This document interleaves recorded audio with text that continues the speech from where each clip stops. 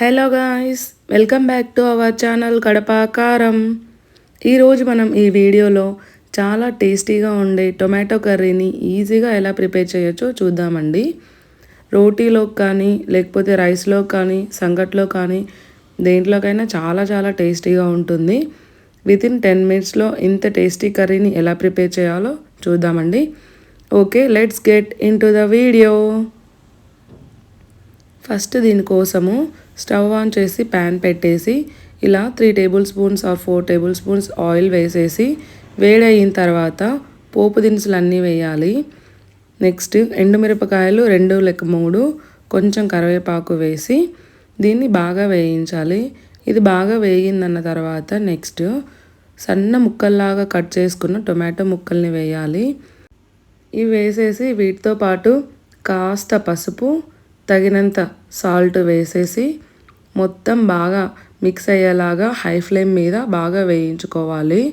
ఒక 4-5 మినిట్స్ అలా ఇలా బాగా తిప్పి మొత్తం కలిసిన తర్వాత దీన్ని ఒక 10 మినిట్స్ అలా మూత పెట్టేసి మగ్గనిద్దాము. ఇవి ఒక సైడ్ మగ్గుతూ ఉండగా మసాలా కోసం ప్రిపేర్ చేద్దాము. ఒక మిక్సీ జార్లో కొబ్బరి, కారం పొడి, ధనియాల పొడి ఈ 3 వేసేసి ఫస్ట్ మిక్సీ పట్టుకున్న తర్వాత ఇలా వస్తుంది మసాలా.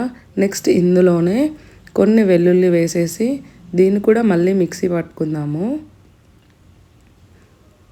ఇలా వచ్చేస్తుంది మనకు మసాలా. ఈ మసాలాని ఒక సైడ్ పెట్టేసి నెక్స్ట్ టొమాటో ముక్కలు మగ్గి ఉంటాయి, దాన్ని చూద్దాము.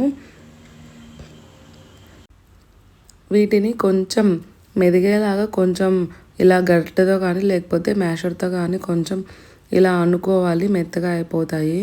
ఇలా అన్న తర్వాత నెక్స్ట్ మనం ప్రిపేర్ చేసుకున్న మసాలా అంతా వేసేసి వంటను లో ఫ్లేమ్లో పెట్టి 2 మినిట్స్ అలా కలిపితే సరిపోతుంది. మన కర్రీ రెడీ అయిపోతుంది.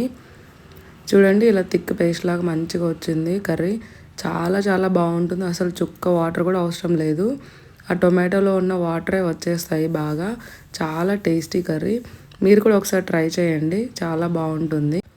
ఈ వీడియో కనుక మీకు నచ్చినట్లయితే please do like, share and subscribe to our channel Kadapa కారం.